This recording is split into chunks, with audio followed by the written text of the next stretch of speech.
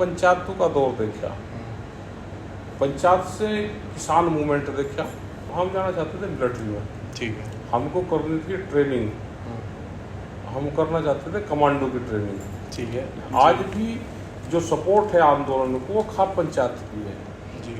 तो एक किस्म से कहो कि खाप पंचायत बड़ी है और जो मूवमेंट है छोटा है जी। क्योंकि उसी की सपोर्ट से ये मूवमेंट चलते हैं। बिहार के लोग सबसे ज़्यादा लेबर में काम करते हैं, सबसे सस्ता उनका अनाज बिकता है। आज भी कर्जा सरकारों की गलत नीतियों से उठता है। आज प्रेस के ऊपर कैमरा और कलम में बंदूक का पहरा है। भाई लाल किले पे लेगा कौन गया? लेगा सरकार की लाल किले में। तो लाल किला को पार्लियामेंट थी लाल किला, क्या वहाँ पर जा रहे बनते कोई सत्ता परिवर्तन करना था कोई हमको? मगर क्या अगले विधानसभा चुनाव में मान लो हाइपोथेटिकली जैसे आपका गांव सिसौली है, वो सीट लग गई आपकी शायद बुढ़ाना, तो बुढ़ाना क्षेत्र में तो बहुत अच्छी तरह लोग जानते होंगे आपको। अगर आप वहाँ से लड़ लो फिर? हम नहीं लड़ेंगे। आप नहीं लड़ोगे पर अगर का कोई मतलब ही नहीं है। हमने तो कहा कि प्रधानमंत्री का पायलट प्रोजेक्ट है डिजिटल इंडिया, लेकिन ये भुगतान में तो नहीं है, वैसे ही है ये। अच्छा, यूनियन पे कई बार जातिवाद का आरोप लगता है, इस पे आप क्या कहना है कि दलितों का ज़्यादा समन्वय नहीं है यूनियन के साथ? हमारे से बड़ा दलित कौन है? सही बात। तो किसान से बड़ा दलित कोई नहीं है, दलित कोई जाति नहीं है जी। ठीक, जहाँ किसान संगठन कमजोर होगा आत्महत्याएं बढ़ेगी। जिसकी विचारधारा नहीं मिलती वो छोड़ कर चला जाओ। लेकिन देश में किसान संयुक्त मोर्चा है और वो रहेगा। जैसे किसान एक बहुत बड़ी पावर थी जो प्रधानमंत्री तक बनवा देती थी, चौधरी चरण सिंह एक उदाहरण है। क्या किसान की वोट बैंक पॉलिटिक्स आज इतनी मजबूत है कि वो किसी लोकसभा के एमपी को भी जिता सकती है? आप सभी का दी एग्रीरियन डायलॉग से जुड़ने के लिए बहुत बहुत धन्यवाद। आज हमारे साथ हमारे मेहमान हैं किसान नेता राकेश टिकैत, जिनसे हम कुछ गहन विषयों पे चर्चा करेंगे। टिकैत साहब, बहुत बहुत धन्यवाद आपका। धन्यवाद इंटरव्यू में जुड़ने के लिए। और पहला सवाल मेरा यही होगा, ख़ास तौर से आपकी शुरुआत से जुड़ा हुआ, कि शुरुआत आपकी एक पुलिस कांस्टेबल के रूप में हुई थी। और पुलिस कांस्टेबल से किसान नेता बनने तक का सफ़र, इसके बारे में अगर आप थोड़ा बता सकें। ऐसे ना, किसान आंदोलन तो उससे पहले शुरू हो गया था। हम गए 88 में भर्ती हुई है, लेकिन किसान आंदोलन शुरू हो गया था 87 में, 86 से शुरू हो गया था। और उससे पहले चलती थी खाप पंचायतें जी। तो हमने तो पूरा पंचायतों का दौर देखा, पंचायत से किसान मूवमेंट देखा, फिर दिल्ली पुलिस देखी और इस मूवमेंट में भी उसके साथ साथ जुड़ते रहे। फिर 95 में वहाँ से छोड़ दिया था। ठीक है, दिल्ली पुलिस से। दिल्ली जी। फिर ये मूवमेंट में इसी में आए, क्योंकि एक ही चीज़ हो सकती थी, या तो वो हो गया फिर ये मूवमेंट, क्योंकि घर में मूवमेंट की वो थी पूरी पृष्ठभूमि मूवमेंट से। तो फिर ये कि उसको फिर छोटा, क्योंकि दोनों चीज़ साथ नहीं चलती। ठीक है। वो गवर्नमेंट की जॉब है और गवर्नमेंट की जॉब रहते हुए मूवमेंट में आप नहीं जा सकते। और दिल्ली पुलिस में जाने का फैसला आपका ही था? हम जाना चाहते थे मिलिट्री में। ठीक है। हमको करनी थी ट्रेनिंग, हम करना चाहते थे कमांडो की ट्रेनिंग। ठीक है। लेकिन मिलिट्री में नहीं गए, दिल्ली पुलिस में गए, वहाँ पर ट्रेनिंग करी जी, पूरा सिस्टम सीखा, एक्सरसाइज का शौक था वो करा, फिर उसको छोड़ेगा बम स्क्वाड में वहाँ पर पोस्टिंग रही। फिर वहाँ से रिजाइन करके 95 में फिर आ गए जी। तो घर से कैसे प्रभाव पड़ा? जैसे आपने बताया कि आंदोलनों की पृष्ठभूमि रही। ऐसे ना, पूरा घर तो आंदोलन का ये पहले से भी रहा है, आज भी है जी। बिल्कुल। पंचायतें चलती थी, खाप पंचायत वाला सिस्टम रहा। ये पूरा जो क्षेत्र है ये खाप पंचायत के प्रभाव में है, वो चाहे जाति या कोई भी है जी। तो सब ये पंचायती सिस्टम है जी इस पूरे क्षेत्र में। और पंचायती सिस्टम से ही ये मूवमेंट चलता है। आज भी जो सपोर्ट है आंदोलन को वो खाप पंचायत की है जी। तो एक सबसे कहो कि खाप पंचायत बड़ी है और जो मूवमेंट है छोटा है। जी। कि उसी की सपोर्ट से ये मूवमेंट चलते हैं। अच्छा, आपके पिताजी स्वर्गीय चौधरी महेंद्र सिंह टिकैत जी, जी। उनका कैसे योगदान रहा आपको आज जैसे आप एक किसान नेता की छवि में हैं, उनका कैसे योगदान रहा इसे फॉर्मुलेट करने में? ऐसे तो उनके टाइम पे तो एक दो संगठन थे जी और वे बड़े किसान लीडर यहाँ के रहे। जी उनके साथ में जो खाप पंचायत के जो चौधरी थे वे लीडर थे। जी उन्होंने चौधरी चरण सिंह से ये सीखा पूरा, क्योंकि चौधरी चरण सिंह जी पॉलिटिकल लीडर रहे किसानों के। जी चौधरी देवीलाल रहे, चंद्रशेखर जी रहे, तो ये पॉलिटिकल लोग थे सब। जी उनसे पहले चौधरी छोटूराम थे, वे आज़ादी से पहले वे रहे, आज़ादी के टाइम से पहले वो चले गए थे 45 के आसपास। जी तो उन्हीं से ही सीखे मूवमेंट चले सारे, क्योंकि किसान पे, गांव पे, गरीब पे अगर अत्याचार हो रहा है तो ये लोग खड़े हुए।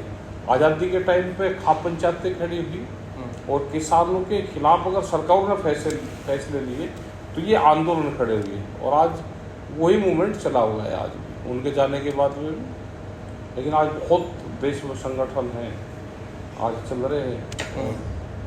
उनके जो विचार थे, उनकी जो विचारधारा थी, किस टाइम पे वे क्या डिसीजन लेते थे, तो आज भी वो पता है हमको।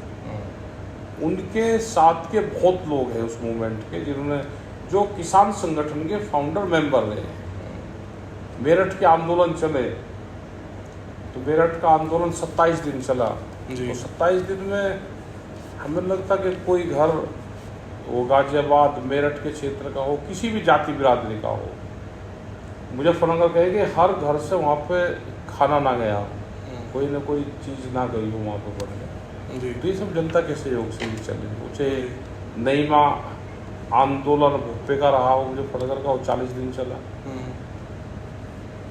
चाहे वीर बहादुर सिंह सिसोली आए हो तो उसमें करीब 50 लाख से ज़्यादा लोग उसमें आए। तो ये बड़े आंदोलन रहे हैं। और जो ये आंदोलन चले जो दिल्ली के, तो ये भी उसी पैटर्न पे आंदोलन चले। जी। अच्छा, 1988 में बोट क्लब की रैली हुई थी, ठीक है, साहब द्वारा आयोजित, उसके बारे में अगर आप थोड़ा बता सकें। वो वहाँ पे 8 दिन वो प्रोग्राम चला। वो बोट क्लब का था राष्ट्रपति भवन से, और जो कृषि भवन वे हैं उनसे नीचे की साइड में वो पूरा आंदोलन था। हम उस मूवमेंट में 8 दिन वहीं रहे उस मूवमेंट में, और वो भी बड़ा मूवमेंट था। करीब 5 लाख से ज़्यादा लोग उस मूवमेंट में 8 दिन रहे वहाँ। ट्रैक्टर से उस टाइम पर लोग जाते थे। जी। तो रात की एक घटना थी वहाँ पे, जी। तारीख तो नहीं पता कौन सी रात थी, जब पुलिस ने वहाँ से उठाने की कोशिश करी। जी। तो रात को बहुत तेज आवाज़ में उन्होंने साउंड उन्होंने बजाया, जिससे एक दूसरे से आवाज़ भी नहीं जाती थी। तो पूरा घटनाक्रम वो रात का हुआ, लेकिन लोग वहाँ पर नहीं गए। बहुत लोगों को ट्रैक्टर से, गाड़ी से ट्रैक्टर उठाए और उनको दूर दूर उनको छोड़ दिया। ट्रैक्टर ट्रॉली समेत उनको छोड़ दिया। बहुत लोगों को रात को उन्होंने हटाया वहाँ से, लेकिन फिर लगे रहे।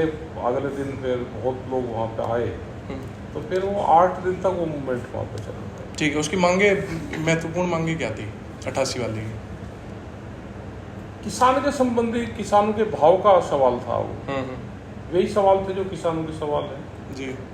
अच्छा, दर्शक कई बार चौधरी महेंद्र सिंह टिकैत जी के बारे में जानने के बारे में बहुत इच्छुक होते हैं कि वे कैसे थे, पर्सनली कैसे थे, क्या था थे, अपना खेती करते थे जी। खेत से ही मूवमेंट चलाते थे। हम तो नहीं चला पाते कि हम खेती भी कर ले और पूरा मूवमेंट भी चलाते हैं। आज तो बहुत संसाधन हो गए, उस टाइम पर तो जीप थी जी। एक जीप वो बालियान खाप ने दी थी जी, वो 87 में। फिर एक जीप चौधरी देवीलाल ने दी थी, उनका भी बड़ा सहयोग रहा। तो जीप जब टूट गई तो 91 में फिर उन्होंने एक जीप दे दी। तो जीप थी वे उन्हीं से ही पूरा आंदोलन चला दिया। गाड़ियाँ भी कम होती थी, ट्रेन से ज़्यादा सफ़र करते थे जी। या गांव के लोग बसें कर लेते थे, तो बसों से आंदोलन होता था जी। चिट्ठी भेज दी कि भाई उन्होंने प्रोग्राम ले लिया किसी ने, और वहाँ के लोग आगे जिस दिन मीटिंग होनी थी उससे पहले दिन उनके साथ फिर मीटिंग में चले गए। तो इस तरह से बड़े प्रोग्राम होते हैं। अच्छा, अगर कोई आपसे पूछे कि चौधरी चरण सिंह और चौधरी महेंद्र सिंह टिकैत जी में कोई ऐसे डिफरेंस अगर बताना हो तो आप क्या एक नहीं डिफरेंस थी। वो पॉलिटिकल किसानों के नेता थे चौधरी चरण सिंह जी, और टिकैत साहब नॉन पॉलिटिकल नेता थे। दोनों ने काम किसानों के लिए करा। वो सत्ता में रह के और हाउस में आवाज़ उठा के काम करवाते थे। टिकैत साहब बगैर सत्ता के और सड़क पे अपनी आवाज़ उठा के आंदोलन से अपनी आवाज़ उठाते थे। जी। अच्छा, यही बात अगर मैं 2020-21 के संदर्भ में करूं, जब 2020-21 का किसान आंदोलन हुआ तो वे 3 कृषि कानून हैं। उन 3 कृषि कानून के बारे में आपकी क्या सोच थी शुरुआत में? देखो, बहुत किसान संगठन थे जब ये 3 कृषि कानून आए। तो 3 महीने आंदोलन तो पंजाब में चलाया पहले। यहाँ पे हम उनकी आवाज़ उठाते रहे, लेकिन हमने बड़े आंदोलन नहीं उस टाइम पर चलाए यहाँ पे। पंजाब में वो आंदोलन जरूर चल रहे थे वहाँ। फिर जब दिल्ली की कॉल हुई तो उस टाइम पे सब लोग फिर इकट्ठे आए। ये कॉल किसने दी? और एक किसान संगठन बना था, संयुक्त किसान मोर्चा, वो कॉल उसने दी थी। तो उसी के साथ में फिर और किसान संगठन भी जुड़े। जब दिल्ली की कॉल हुई तो बहुत किसान संगठन फिर उसमें आ गए, जुड़े थे। ठीक है। और 3 कृषि कानून तो तीनों कृषि कानून खराब थे। आज भी सरकार उनको धीरे धीरे अलग अलग तरीके से जाने की कोशिश कर रही है। ठीक है। जैसे बिहार में आप देखोगे तो बिहार में जो हम मंडी सेक्टर जिसको बोलते हैं, बिहार में बाजार समिति बोलते हैं। तो ये 2005 से बंद है वहाँ पे। और आज उनकी मंडी की जगह वहाँ पे है, मंडी के अभी शेड पड़े हुए हैं, लेकिन 1 क्विंटल भी खरीद वहाँ पर नहीं है। तो पूरा बिहार बर्बाद है। बिल्कुल। आप देखोगे कि बिहार के लोग सबसे ज़्यादा लेबर में काम करते हैं, सबसे सस्ता उनका अनाज बिकता है। आज भी जो यहाँ पर 50 साल पहले अनाज गांव से खरीद करते थे व्यापारी, आज बिहार में पूरे बिहार में वही खरीद होती है। 800 रुपये क्विंटल, 900 रुपये क्विंटल धान बिकता है, 1200-1400 रुपये क्विंटल मक्का बिकती है वहाँ पे। यही हाल सूरजमुखी का वहाँ है, यही हाल गन्ने का है।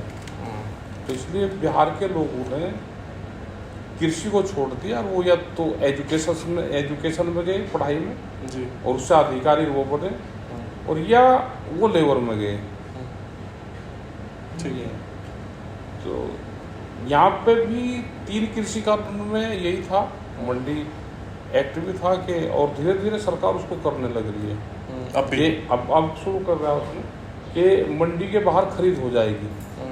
तो होगा क्या कि ये 10-15 साल में मंडियाँ खत्म हो जाएगी, इनके कर्मचारी रिटायर हो जाएंगे, मंडी के बाहर खरीद होगी, मंडी धीरे धीरे खत्म हो जाएगी। जब उसके रेवेन्यू खत्म हो जाएगा, जो उसकी आमदनी थी वो खत्म हो जाएगी, तो मंडी धीरे धीरे खत्म हो जाएगी। तो इसके बाद में जो बड़ा पूंजीपति है वो आएगा। ठीक है। तो कॉरपोरेट जैसे खेती में आ रहा है, अब आ रहा है, तो उसको लेके आप क्या सोचते हैं? नुकसान। हिंदुस्तान एग्रीकल्चर देश है। जी। यहाँ पे बहुत लोग खेती पर निर्भर करते हैं। आप जैसे सरकार की सोच है कि अभी 30% लोगों को खेती से हम हटाएंगे, तो उसको कौन सा रोजगार दोगे? कहाँ लेकर उसको जाओगे? जी। इतने रोजगार कहाँ हमारे पास में है? इस देश को लेबर कंट्री बनाने का प्रोग्राम इनको है कि इस देश को मजदूरों का देश बनाइए। कृषि देश से हट के, अभी कहते हैं भारत कृषि प्रधान देश है, फिर इसको कहेंगे कि भारत लेबर प्रधान देश है। तो ये इनका बनाने का प्रोग्राम है। खेती को बड़े घराने को आप दे दोगे तो खेती बड़ी बड़ी कंपनियां करेंगी। आज गांव में अगर एक परिवार में 10-12 आदमी भी है, उनके पास में 10, 15, 20 बीघे 25 बीघे जमीन है, उनको खाने का अनाज हो जाता है, दूध हो जाता है, उसके भरोसे गांव में रह लेते हैं, धान अपना लगा लिया, तेल अपना निकाल लिया। अगर वही चीज़ हमको खरीदनी पड़ेगी तो कितने की आएगी? हम ये है कि उसको बेच का आमदनी कम है, लेकिन जब हम उसको खरीदेंगे और खरीदने के लिए पैसा कहाँ से आएगा, तो उस पर सोचो। अच्छा, मगर ये 3 कृषि कानूनों के साथ जो और मुद्दे हैं, जैसे एमएसपी का एक बहुत बड़ा मुद्दा है, एमएसपी गारंटी कानून, एमएसपी गारंटी कानून का एक बहुत बड़ा मुद्दा है, एक किसानों का लोन कर्जा माफी का एक बहुत बड़ा मुद्दा है। इसके बारे में कर्जा किसानों में क्यों हो? कर्जा सरकारों की गलत नीतियों से होता है। स्वामीनाथन कमेटी की एक रिपोर्ट आई, उसमें कहा कि लागत पे 50% जोड़ कर दे दो। C2+50 का फार्मूला है वो, उसको अगर सरकार कर देगी तो किसानों को कुछ लाभ हो जाएगा। इन्होंने जब 14 में आए तो इन्होंने कहा था कि हम उसको लागू करेंगे, लेकिन लागू नहीं करा, आज तक नहीं करा। A2+FL वाला करा और उसी को ही कहते हैं कि हमने वो लागू कर दिया, वो नहीं करा। A2+FL में क्या किसी को कोई दुकान करनी है तो बगैर किराए की दुकान मिल जाएगी क्या? भाई हमारी खेती की जो उस पर लेबर कोस्ट, हम काम कर रहे तो लेबर कोस्ट और उसका किराया जोड़ दो तो C2+50 होता है वो। A2+FL में मजदूरी और जमीन का किराया नहीं जुड़ता,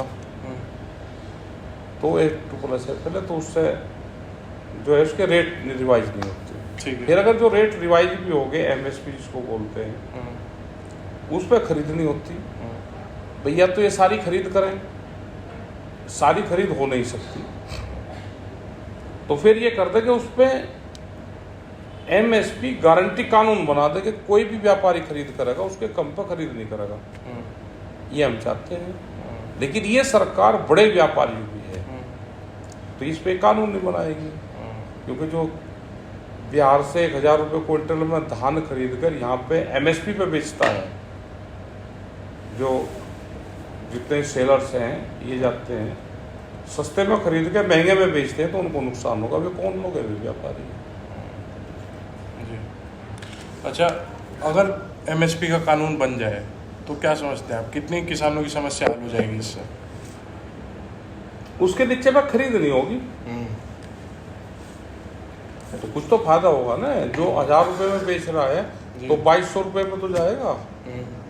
जो मक्का वो 1400-1500 रुपये में बेच रहा है तो फिर कम से कम वो 2400 रुपये में 2300 रुपये में तो बेचेगा। MSP से नीचे पर खरीद नहीं होगी, ये कानून होगा और वो आपराधिक श्रेणी में आएगा जो उससे कम पर खरीद करेगा, उसको फायदा तो होगा। अच्छा, किसान आंदोलन में सोशल मीडिया का एक बहुत बड़ा योगदान भी रहा और एंटी भी रहा कुछ चीज़ें। योगदान यूं के किसान आंदोलन जो उठा, जो सारा एक फरमाइश था वो सोशल मीडिया पे फिर भी चलता रहा, जबकि मेन स्ट्रीम मीडिया ने आप लोगों को एंटी नेशनल तक कहा। तो इसके बारे में थोड़ा बताएं। देखो, बड़े चैनल ने कुछ दिन तो दिखाया, फिर जैसे ही सरकारों का वो प्रेशर आना शुरू हुआ तो उन्होंने दिखाना बंद करा। एंटी नेशनल उस पर ठप्पा लगाने की कोशिश करी किसानों ने। सोशल मीडिया ने ठीक साथ दिया जी। सोशल मीडिया आज भी ठीक काम करता है, लेकिन अगर सरकार का आने वाले टाइम पे कोई शिकंजा टाइट हुआ तो ये भी बैक फुट हो जा सकता है। लेकिन अभी तो अपनी बात हम कह सकते हैं। प्रिंट मीडिया कुछ हेल्प करता है जी, लेकिन उतनी नहीं करता जितनी पहले विश्वसनीयता और प्रेस को आज़ादी थी। आज प्रेस के ऊपर कैमरा और कलम पर बंदूक का पहरा है। जी। अच्छा, 2020-21 के जो आंदोलन था उसमें ऐसी कौन सी एक घटना थी जिसके बाद आपको लगा कि आप अब पीछे नहीं मुड़ सकते हैं, अब हमें यही बैठना है, ये 3 कृषि कानून वापस करवा के जाना है?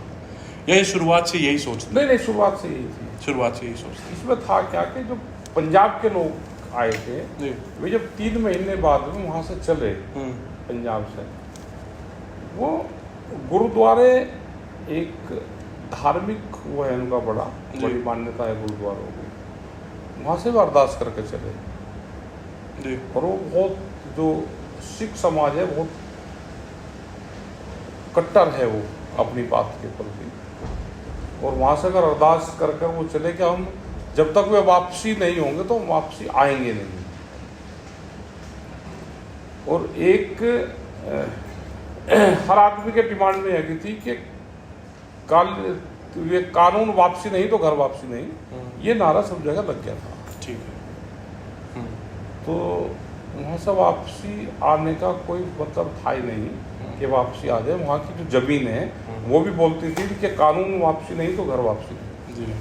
अच्छा, मैं ख़ास तौर पे 28 जनवरी की उस रात का किस्सा आपसे जानना चाहूँगा, जब सबको पता है जैसे पूरी मीडिया में जैसे वो हुआ था, कितनी पुलिस उस टाइम वहाँ रात के उस बॉर्डर के टाइम उस समय पे लगा दी थी सरकार ने, कैसे आपका दर्द छलका था मीडिया में, उसके बारे में अगर आप थोड़ा बता सकें। ऐसे न फोर्स का काम रहता है सरकार का कि बदनाम करके और उठा दे वो। जी। तो 28 तारीख का भी वही घटना थी कि 26 तारीख में उन्होंने लाल किले पे झंडा उतार दिया अपना। भाई लाल किले पे लेगा कौन गया? लेगा सरकार गई लाल किले पे। हमारा कोई मकसद था ही लाल किला। हमने तो रूट तय हो गए थे हमारे, और वो रूट तय होकर दिल्ली में ऐसे जाएंगे, ऐसे वापसी निकल जाएंगे जी। लेकिन ये लाल किले पर लेके गए, लाल किले के रास्ते खुले, जनता को पता ही नहीं था। तो लाल किला को पार्लियामेंट थी लाल किला, क्या वहाँ पर जा रहे उनसे कोई सत्ता परिवर्तन करना था कोई हमको? लेकिन ये बड़े साजिश करता लोग हैं ये, इन्हें और नहीं कोई के लाल किले पे इनको बदनाम करवा दो। इन्हीं नहीं कुछ लोगों को वहाँ पे लेकर गए और पूरा चला के लाल किले के रास्ते बोल दिए, तो लोग वहाँ चले गए, उनसे फिर वापसी आ गई। तो क्या था लाल किले पे? लाल किला कोई पार्लियामेंट है कि वहाँ को कानून बनना? हमको देशद्रोही है कि हम वहाँ पर सत्ता परिवर्तन के लिए हमने, लेकिन बदनाम करने की बड़ी साजिश लगी थी। और 28 तारीख में ये फिर आए कि ये होगा, निगेटिव प्रचार पूरा मीडिया ने चलाया, और 28 तारीख में पूरी फोर्स लगा के ये करके कि भाई इनको हटाओ, ये उन्होंने वहाँ पर कर्मकांड करे 28 तारीख में। लेकिन हमको जानकारी थी कि पुलिस क्या करती है, वहाँ से हमने कहा कि हम तो हटेंगे नहीं, यहाँ गोली चलेगी तो शहीद होंगे हम यहीं भी, लेकिन रहेंगे हम नहीं। तो फिर फोर्स वहाँ से पीछे हटी। जी। अच्छा, मैं कैमरे के पीछे आपसे पूछ रहा था कि आप चौधरी चरण सिंह से कभी मिले हैं, तो अगर उसका किस्सा। बचपन में है हमारे यहाँ, जब चौधरी चरण सिंह जी आते थे गाँव में, मीटिंग होती थी। सिसोली में भी उनकी मीटिंगें हुई, जनता इंटर कॉलेज है उसमें मीटिंग हुई, एक आध जगह कई साल और भी हुई। तो हम मंच पे गए, हम भाषण देते थे उस टाइम। ठीक है। तो हमारे याद है कि अब लाइन तो याद, लेकिन एक आध बार छुट्टे होते थे तो कुर्ता पजामा पर आ गए, टोपी पर आ गए, तो टिकट साहब हमको लेकर गए 2-3 बार, और वहाँ पर भाषण दुआते थे। क्या को आते थे ये तो नहीं पता, जय जवान जय किसान, चौधरी चरण सिंह जिंदाबाद, इस तरह का वो थे। तो जो साहब फिर एम्पला गाड़ी उनके पास होती थी, वे अपने पास साथ में बैठा के, और बाजार है सिसोली में, वहाँ ले आए। तो वहाँ से एक दुकान से फिर हमको सेब दिलवाया था, वो याद है, बहुत छोटे थे। जी। अच्छा, यूनियन का एक स्टांस रहता है कि वो नॉन पॉलिटिकल है, मगर कई बार ऐसा होता है कि पॉलिटिक्स उसके साथ जुड़ जाती है, ना कहे तौर पे भी जुड़ जाती है, और ऐसा आपके साथ भी कई बार हुआ है कि आपको किसी पॉलिटिकल चीज़ से एसोसिएट कर दिया गया है। इसके बारे में आपका क्या? पॉलिटिक्स में तो नहीं हम जाते हैं, हमने तो जरूर चुनाव तो जरूर लड़ा। एक बार चुनाव लड़ा आपने? 2 बार। 2 बार। जी। उसका क्या मतलब, वो कैसे? मतलब था कि वहाँ भी लड़ाई लड़नी चाहिए, लेकिन कोई भी किसान नेता या किसान मूवमेंट से लोग जाएंगे चुनाव लड़ेगा तो वो चुनाव जीतेगा नहीं कभी। उसकी पूरी थ्योरी है, वो चुनाव नहीं कभी जीतेगा। कैसे, थोड़ा समझाओ अगर आप।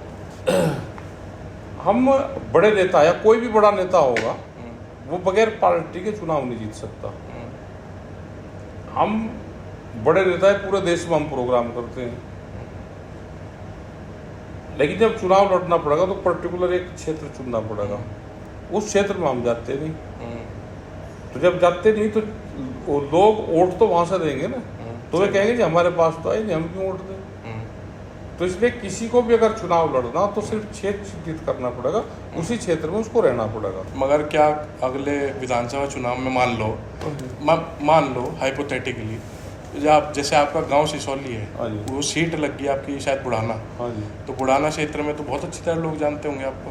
अगर आप वहाँ से लड़ लो फिर हम नहीं लड़ेंगे। आप नहीं लड़ोगे, पर अगर नहीं, हम अगर का कोई मतलब ही नहीं है। ठीक। हमें चुनाव तो बीमारी है, इससे दूर रहना चाहिए। ठीक है, जिसको पॉलिटिक्स करनी वो चुनाव में जाए, उसको फिर नॉन पॉलिटिकल उस झंझट में नहीं पड़ना चाहिए। बिल्कुल।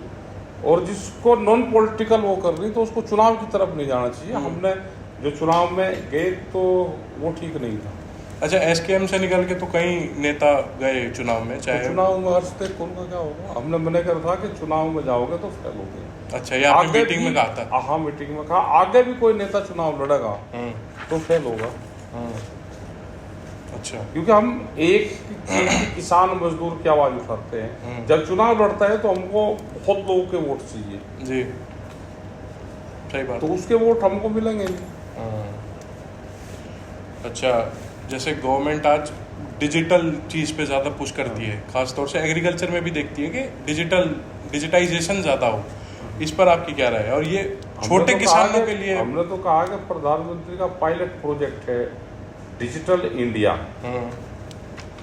लेकिन ये भुगतान में तो नहीं है, वैसे ही है ये और चीज में है कि डिजिटल ये कर दिया वो कर दिया, उसकी जानकारी ले ली, लेकिन जब भुगतान देना पड़ता है, चाहे वो गन्ने का हो, इसका हो, डिजिटल हम पेट्रोल ले लगे तो डिजिटल है, सब्जी फल ले लोगो तो स्कैन करके हम खाते से पैसा दे सकते हैं, आदान प्रदान पैसे का हो जाएगा। बिल्कुल। लेकिन हम ये पूरा क्षेत्र गन्ने का है। बिल्कुल भाई हमने गन्ना डाल दिया, उसकी वैरायटी, उसका रेट, उसका वेट, ये तीन चीजें आप देख लो।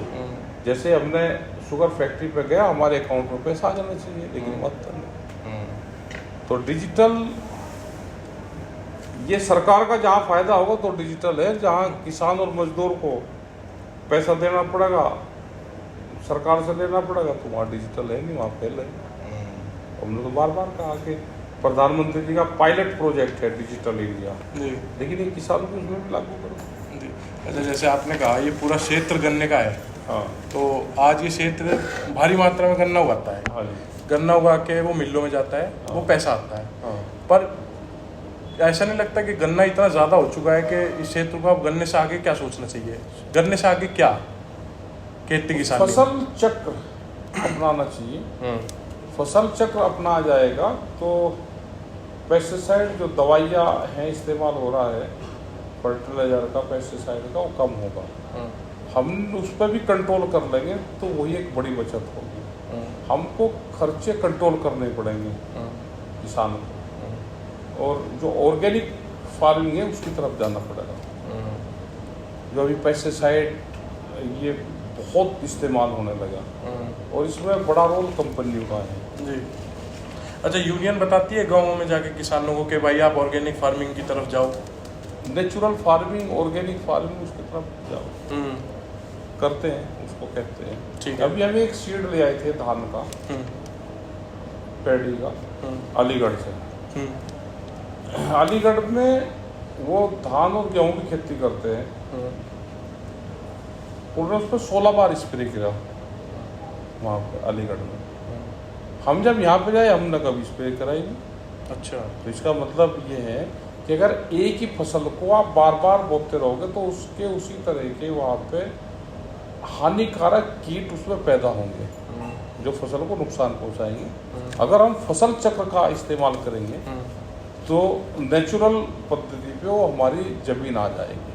तो हमको ज़मीन को खाली भी छोड़ना चाहिए, ज़मीन को दूसरी फसल भी बोना चाहिए, तो उससे ये कंट्रोल होगा। अगर यहाँ पे गन्ना जाता है तो हमको कुछ ज़मीन खाली छोड़नी चाहिए। जैसे गन्ना कटा और रात को गन्ना काटा, सुबह उसमें गेहूँ बो दिए, तो खेत खाली हुआ ही नहीं हो। भाई गिल्ला तो कपड़ा भी, उसके लिए भी सुखाने के लिए धूप चाहिए हमको। धूप, पूरी एनर्जी उसको मिलेगी धूप से, हमको एनर्जी मिलती है। तो खेत को भी एनर्जी चाहिए। पहले खेत खाली रहते थे, उसको जुताई करते थे हम, तो वो पद्धति धीरे धीरे खत्म हो रही है। अगर सरकार इसमें हेल्प करे, सरकार की भी जिम्मेदारी बनती है कि सरकार भी हेल्प करे और किसान भी उसमें काम करें तो हम नेचुरल फार्मिंग की तरफ थोड़ा सा आ सकते हैं और पैदावार उसकी ज़्यादा नहीं घटेगी। हम जितना दवाइयाँ और उसका इस्तेमाल करते हैं थोड़ा सा नेचुरल की तरफ जाएंगे तो थोड़ा ही फर्क पड़ेगा। जी। अच्छा, ये मिलों का आपने बताया, जैसे मिलों में जाता है, ज़्यादातर गन्ना मिलों में ही जाता है मेरे हिसाब से, 99% मिलों में ही जाता होगा। हाँ, नहीं 10% के आसपास जो कल्लू क्रेशर है इसको चला जाता है, 90% मिलों में जाता है।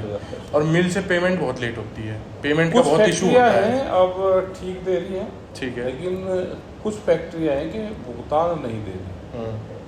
ये मिल भी प्राइवेट हाथों में है, प्राइवेट जी, तो इनका क्या समाधान है? उनका समाधान कुछ नहीं, हमको नहीं मिला अभी।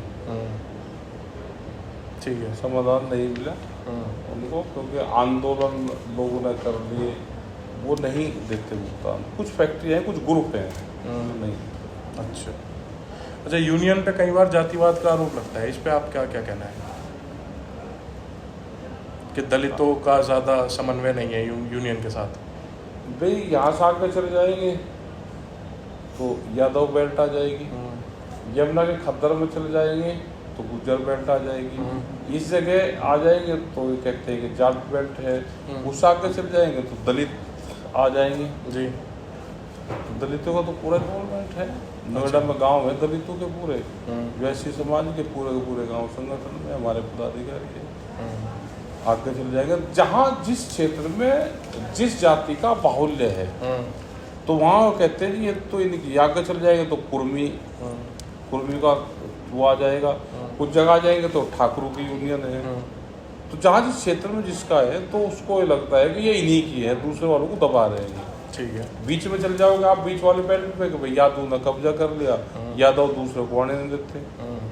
अच्छा, मतलब दलितों की आवाज़ उठाती है यूनियन, जैसे स्मॉल मार्जिनल फार्मर है, लैंडलेस फार्मर है, सबकी आवाज़ तो उठाते हैं, बगैर दलित समाज के तो है ही नहीं। अब ये देखो कैसे दलितों की कैसे आवाज़ और कैसे उठा रहे हैं, हमारे ज़्यादा कौन उठाएगा उनकी आवाज़? अभी दे दूँगा मैं आपको, भेज दूँगा। ठीक है, तो पूरा नया शुरू करा है ये। अच्छा, हाँ, एक शुरुआत हुई है उसमें, और आप इसको बताओ कि इसको क्या कहोगे। तो आवाज़ उठाते हैं जहाँ जो है। ये फोटो वहाँ पर लग रहा, वो छत्तीसगढ़ के आदिवासी हैं जी, जंगलों में रहते हैं जी, और तो उनको पता है संगठन की कीमत क्या है, ठीक है जी, उनको संगठन की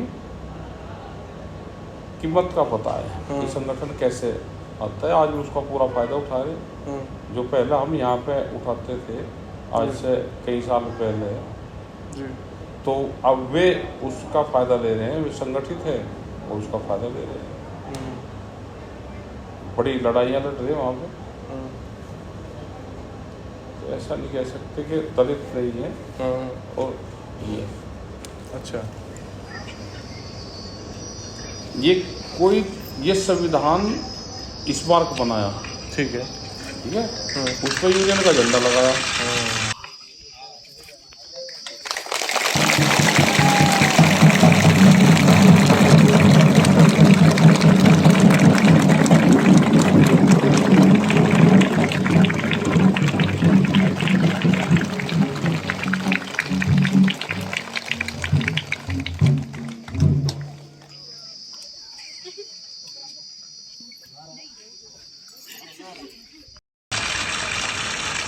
यहाँ किसी का फोटो नहीं है, बिल्कुल ना कोई मूर्ति है, ये सब दलित है। ये कुछ ऐसी चीज़ है जो शेयर बहुत ज़्यादा होनी चाहिए, क्योंकि ये जो चीज़ें हैं ना, देखो ना आप जी, अब 15-20 हज़ार की भीड़ है, बिल्कुल, अब वहाँ पे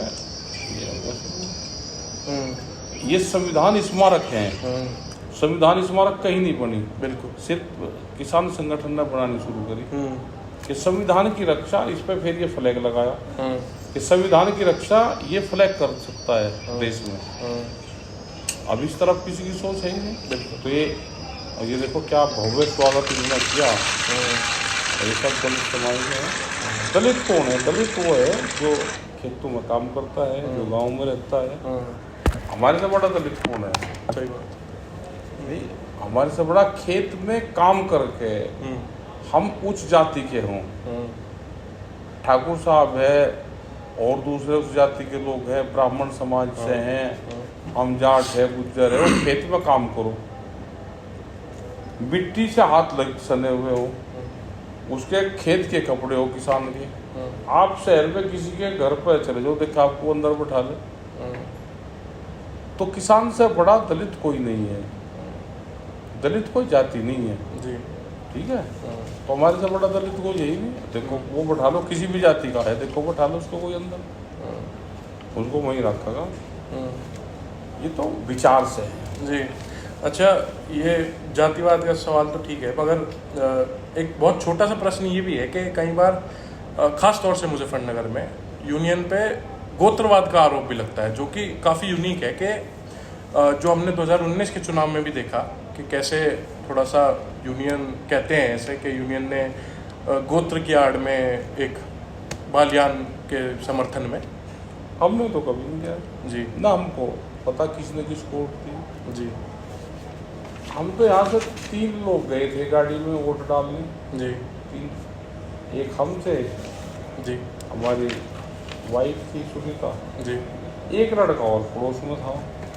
हमको तो अपनी तो पता, हमने वोट दी, लेकिन हमने घर में भी नहीं बताया भाई आप किसको वोट देनी है, ना वो लड़का साथ में गया उसको पता, वोट का अपना अधिकार है। हमने आज तक भी नहीं बताया कि हमने किसको वोट दी, ना उन्होंने बताया हमको किसको वोट दी, ना हमने पूछा। अब भाई खाप का और किसी का कोई लगाने लगे तो भाई उसका तो प्रमाण किसी पे है। सही बात है। हम किसी को नहीं करते, वोट का अपना अधिकार है, जो कैंडिडेट जैसा काम करेगा जनता सब पता है उसको, सब जनता को पता है, जनता जिसको वोट देती है। हम इस झंझट में पड़े ही नहीं, वोट तो जरूर देंगे अपने। हम तो अभी भी शायद 17 या 19 तारीख का चुनाव था, तो हम 18 तारीख की रात को, जिस दिन चुनाव था उससे पहली रात को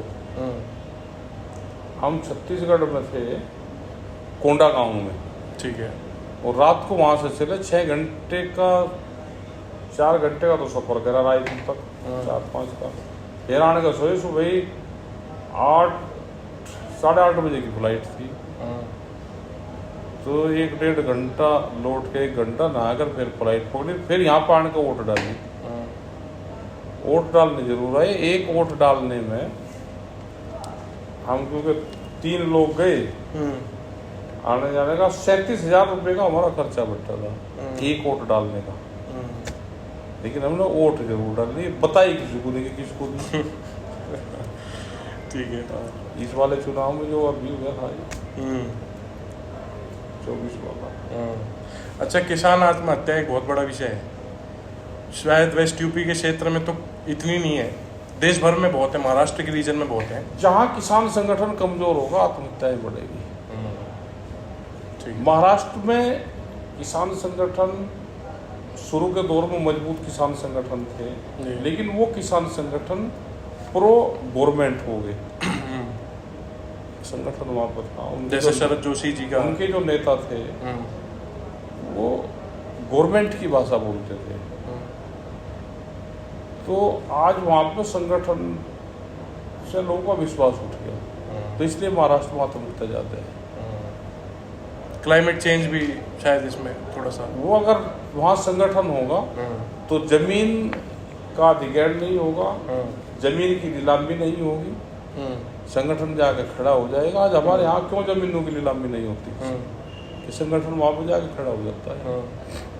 अच्छा, जैसे कई ये आरोप लगते हैं कि किसान जो आंदोलन था वो पॉलिटिकली मोटिवेटेड था। पॉलिटिकल तो सरकारी मोटिवेटेड नहीं, जो पार्टियां हैं उन्हीं को अपनी जान बचानी भारी होगी, वो दूसरों को कैसे चलाएंगे। इस तरह का कोई नहीं था, ना कोई पॉलिटिकल मोटिवेट था। ये तो किसानों को एक सोच बनी, उसमें कोई ये कहता है कि एक पार्टी के लोग थे तो वो भी गलत है। उसमें हर पार्टी के विचारधारा के लोग थे। भाई हम किसी को वोट देते हैं, हमारी विचारधारा अलग है, लेकिन किसान अलग है। वहाँ पे कांग्रेस की विचारधारा के लोग भी थे जो कांग्रेस को मानते हैं, जो समाजवादी को मानते हैं उसके लोग भी थे, जो बीजेपी को मानते हैं वे लोग भी थे। अच्छा, तो ऐसा थोड़ा कि वे जो बीजेपी को जिसने वोट दी वो आंदोलन में तभी भी थे, वे ट्रैक्टर लेकर भी गए, आज भी हमारे साथ में है, आज भी हमारी मदद करते हैं सब। उनको ट्रैक्टर ले जाना होगा तो वे आज सरकार में शामिल है, आज ले जाएंगे, लेकिन ट्रैक्टर उनके भेजेंगे। अब पूर्वांचल में वहाँ पर चल जाए तो बीजेपी की लगी झंडा गाड़ी हमारे साथ रहती है, मूवमेंट में सब साथ रहते हैं। छत्तीसगढ़ के आंदोलन हुए तो कांग्रेस के खिलाफ आंदोलन था, वहाँ की सरकार के 3 साल आंदोलन चला, तो वहाँ पे हमको ये कहते थे कि ये बीजेपी से मिले हुए हैं, उनके उसमें आंदोलन चला रहे हैं, वो कांग्रेस के लोग कहते थे। लेकिन हम क्योंकि वहाँ हसदेव के जंगल काटे गए, वहाँ पर नया रायपुर बढ़ना था, तो वहाँ उन किसानों को जमीन के मुआवजे नहीं दिए गए। तो वहाँ इस तरह के हर जगह के अलग अलग मूवमेंट है, अलग अलग वो है। पॉलिटिकल आदमी जो होगा अपने प्लेटफार्म पर आवाज़ उठाओ, हमारे प्लेटफार्म उसके लिए ना मंच है ना माइक है, वो कोई भी है। हाँ, मगर एक पॉलिटिकल पार्टी थी जो किसान आंदोलन में बहुत, जिसने बढ़ चढ़ के हिस्सा लिया, जो आपके साथ भी थी, मगर अब वे सरकार के साथ है। कौन? एक राष्ट्रीय लोकदल पार्टी है, उसके बारे में आप क्या कहते हैं? ऐसा नहीं, वे भी क्योंकि यहाँ पे जो क्षेत्र के लोग हैं, यहाँ पे उसको वोट देने वालों की जनसंख्या ज़्यादा है इस बेल्ट में जी, तो ये पॉलिटिकल रूप से वहाँ पे आंदोलन के रूप में आज भी हमारे साथ में है। कल वे वोट देंगे, फिर वो उसी को वोट देंगे। तो अब ये कह लगा भाई, हमने ये कहा कि नोटा दबाने वाला आदमी हमारे साथ ना आए, जिसकी कोई देश में विचारधारा ही नहीं है, उसका क्या करेंगे हम? सही बात है। नोटा दबाने वाला आदमी तो वो ना आदमी होता ना वो औरत होती, तो भाई उसकी जरूरत नहीं हमको। जिसकी कोई विचारधारा ही नहीं, वो आंदोलन कर ही नहीं सकता, वो क्या करेंगे उसका हम अपाहिजों की जरूरत नहीं यहाँ पे। यहाँ तो वोट भी दो और आंदोलन भी करो, वो आदमी चाहिए। आप वोट किसी को ही दो, लेकिन नोटा वाला आदमी हमको नहीं चाहिए। ठीक है। अच्छा, यूनियन के सामने आज आप सबसे बड़ी समस्या क्या देखते हैं, और आगे 5-10 साल बाद कैसी एक समस्या है जो बहुत बड़ी होती दिख रही है आपको? बहुत से किसान संगठन बन गए, इससे नुकसान होगा। एकता में या किसान के कामों में? ये सरकारों की बड़ी पॉलिसी है कि किसान संगठनों को कैसे क्रैश करा जाए, तो उन्होंने बहुत से किसान संगठन को बनवा दिए। अभी किसान संगठन, बहुत किसान संगठन जातियों में जाएंगे, धर्मवाद में जाएंगे, जैसे धार्मिक बहुत किसान संगठन बन जाएंगे, धर्म में बटेगा, जाति में बटेगा, भाषा में बटेगा, अलग अलग फसलों के किसान संगठन बनेंगे कि मैं तो आलू का किसान हूँ, मैं क्या करूँ, मेरा गन्ने से उससे क्या मतलब है, मैं तो गेहूँ का हूँ तो मेरा गन्ने से क्या मतलब है। तो ये समस्या हमारे सामने भी आती है। अच्छा, एक किसान संगठन खड़ा कर दो भाई, आलू के किसान, आलू का किसान का भी हमारा और से कोई मतलब नहीं। तो ये सरकार बनवाती है कि यहाँ से बनवा दिया, यहाँ से, तो उसको, जिससे किसान संगठन और संयुक्त मोर्चा ये टूटता है जी। अच्छा, संयुक्त मोर्चे की बात करते हैं हम बार बार, संयुक्त किसान मोर्चे की, तो संयुक्त किसान मोर्चे के साथ कैसा समन्वय है आपका?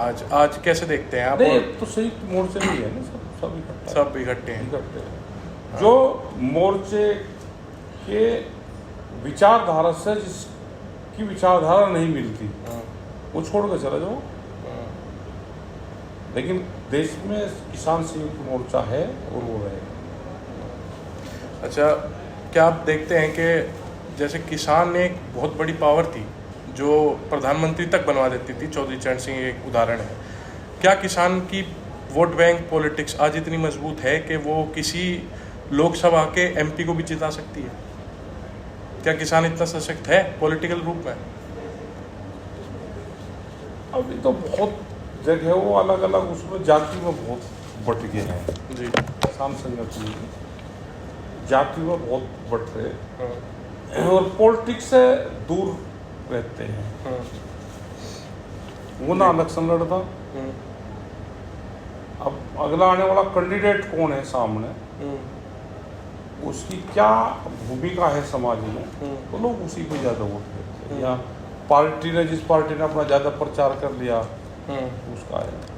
तो ऐसा नहीं कि किसान संगठन किसी को जितवाएगा या उसकी अपील करेगा। हम पॉलिटिक्स से दूर हैं, हम ना किसी की अपील करते, कौन हारा कौन जीता उसका हम काम नहीं करते। हमारा अपना मूवमेंट है, उसी पे ही ध्यान रखना चाहिए। अच्छा, मूवमेंट के बाद जैसे आंदोलन हुआ उसके बाद क्या सरकार या भारतीय जनता पार्टी द्वारा आपसे कुछ कम्युनिकेट किया गया हो कि भाई हम इस पे चर्चा करेंगे, हम ये करेंगे? 2021 को हमारी आखिरी बार बात हुई। अच्छा, उसके बाद हमारी किसी सरकार से कोई बात नहीं हुई। 22 जनवरी 2021 उसके बाद कोई बातचीत, कोई सरकार से कोई बात नहीं। तो क्या देख सकते हैं हम एक आंदोलन आगे फिर से जरूरत पड़ सकती है? वैचारिक रूप से आंदोलन चले हुए हैं जी, विचार से आंदोलन चले हुए हैं कि एमएसपी गारंटी कानून जैसे बिजली को प्राइवेट कर रहे हैं, ये सबको नुकसान होगा। एनजीटी कानून, हमने तो कहा कि जो आज भी सरकारों को मान रहा, वो जिसने उसको वोट दी, सरकार की सारी बात बंद है। फिर 10 साल पुराना ट्रैक्टर क्यों चला रहा है? तो इसका मतलब ट्रैक्टर चला रहा तो किसान संगठन में है। सही बात। ऊपर सरकार का झंडा लग रहा, नीचे 30 साल पुराना ट्रैक्टर ले रहा, इसका मतलब किसान संगठन में है ना। तो वैचारिक रूप से किसान संगठन मजबूत है। ठीक। और ये जितनी पीएम किसान स्कीम है और वेलफेयर स्कीम है, चाहे तो लागू कर दो ना इसको। है भाई स्कीम कोई खराब नहीं होती है, आप उसको लागू करते हो। लागू तो करते नहीं ना। अच्छा, जमीन पे नहीं है? कागजों में बहुत सुंदर सुंदर लगेगी। अच्छा, लेकिन जमीन पर कहाँ है वो दिखाओ। अच्छा, जमीन पे नहीं दिखती हमें। ठीक है, तो अगले चरण में कैसे देखते हैं आप फिर कि क्या है? आंदोलन ही रास्ता है, बैठ के बातचीत हो, क्या हो सकता है? सरकार नहीं करेगी, ये नहीं करेगी ना कर रही। अभी तो जिस तरह का सरकारों का रवैया है, आंदोलनकारियों को खत्म करेगी, धीरे धीरे उन पर शिकंजा कसेगी। जिन आंदोलन में हिस्सा लिया उनको नुकसान कैसे होगा उस पर काम करेगी। बोल लेगी नहीं, लेकिन उनके नुकसान के पूरे वो गिनवाएगी कि इसको कैसे नुकसान होगा। जैसे गुरुद्वारा है एक अपने मुजफ्फरनगर में जी, भूरीवालों का गुरुद्वारा है, बाबा जग्गा का। मतलब पूरा नेशनल हाईवे गुरुद्वारे की दीवार पर लगा कर निकाल दिया, मोड़ दे दिया वहां से ऐसे कि गुरुद्वारे को नुकसान हो, गुरुद्वारा बंद हो। ये मानसिकता खराब है। मतलब हाईवे चेंज कर दिया, उसको मोड़ दे दिया। हाईवे तो सीधे जाते हैं, जो छोटे मोटे कर्व वो उसको खत्म करें, उन्होंने वहां को मोड़ दिया चलते हुए हाईवे वो। तो कोई जांच करे नहीं कि भाई किसने करा है, लेकिन बोल रहे नहीं नुकसान करेंगे। तो सरकार बदलना एक, आप देखते हैं सरकार बदलना एक, हमें नहीं जानकारी भाई सरकार बदलेगी नहीं बदलेगी। अपने मूवमेंट पे भाई एक आओगी, दूसरी एक जाएगी, दूसरी आओगी, दूसरी आओगी, तीसरी आओगी। देश में संगठन मजबूत होगा तो इस देश का भला होगा, इस देश को मूवमेंट बचाएगा, कोई पॉलिटिकल पार्टी को नहीं बचाएगी। कैसे फिर यूनियन का विस्तार कैसे हो कि वो मूवमेंट हो रहा है? विस्तार तो हो रहा है, विस्तार तो हो रहा है। वोट तो लोग देंगे लेकिन वैसे हमारे साथ रहेंगे। विस्तार भी तो है। ये वैचारिक क्रांति दुनिया की बड़ी क्रांति है, सबसे विचार से परिवर्तन। अच्छा, एक कहीं मेरी किसान नेताओं से बातचीत हो रही थी, तो उसमें एक बार बार एक चीज़ उठ के आ रही थी कि हमारे टेबल टॉक्स मजबूत नहीं है। हमारे किसान नेता आज टेबल टॉक्स नहीं कर पाते इतनी अच्छी। किससे? सरकार से। मैं तो बता दो, सरकार करना नहीं चाहती भाई। 22 जनवरी 2021 को बात हुई, उसके बाद बात ही नहीं। तो अच्छा, यूनियन गवर्नमेंट का आपने बता दिया, क्या स्टेट की जो सरकार है वो भी नहीं करती? वो भी नहीं करती। अच्छा, गन्ने के विषय पे कोई बातचीत नहीं? जब बात ही नहीं करती तो कहीं के विषय पे बताए, कोई बात नहीं। तो कंसर्न है। अच्छा, आखिरी सवाल यही होगा कि एज राकेश टिकैत आप क्या देखते हैं कि जब आने वाली पीढ़ियाँ हों वो किस मायने में आपको जाने, एक किसान नेता के रूप में, ये क्या क्या सोचे आपके बारे में? हमारे बारे में भी जो हम काम कर रहे हैं उसी के बारे में जाना। हाँ, वो हमको क्या जाना कि हमको संत महत्व होते रहे, लेकिन हम तो किसानों को पूरी बात बताते हैं उनको कि ये जमीन जाएगी आपकी,